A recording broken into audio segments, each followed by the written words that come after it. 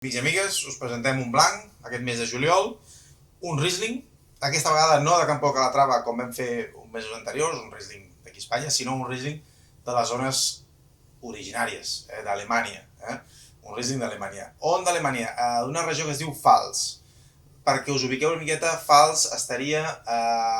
és frontera alemana on està Estrasburg. Potser ho ubiqueu a Estrasburg, nord-est de França, doncs cantó alemany.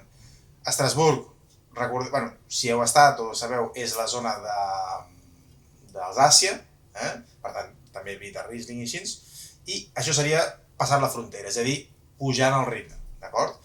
Aquesta zona és important a Alemanya perquè és la segona zona més productora i és una de les zones amb més hores de sol d'Alemanya, d'acord? Quan dic més hores de sol vol dir unes 1.800 hores de sol anuals i per fer una comparativa penseu que el Penedès, per exemple, té 3.300. Per tant, molt menys sol, però per ser Alemanya és una de les zones de més sol.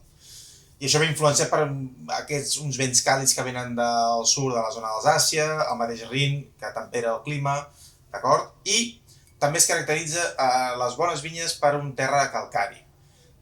Això li confereix una sensació una mica més madura, una mica més afruitada, com a Riesling respecte a altres Rieslings d'Alemanya, però amb aquest punt punyent, fresc, dinàmic d'un terra calcari, que és una mica el que ens trobaríem aquí.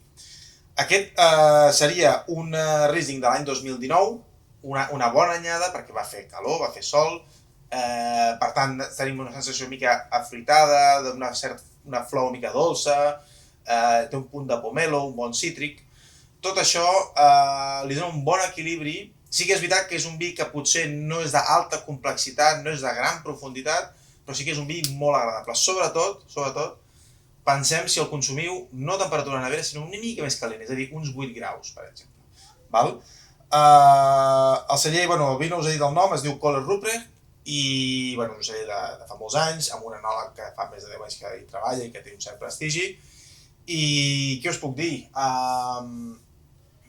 Maridatges, doncs mireu, què us dic, peixos fumats, tot el tema sushis, amanides, per què no, sobretot a l'estiu, una amanida que porti formatges o una mica de notes fresques, cítriques a l'amanida, menjar thai, d'aquest punt així especiat.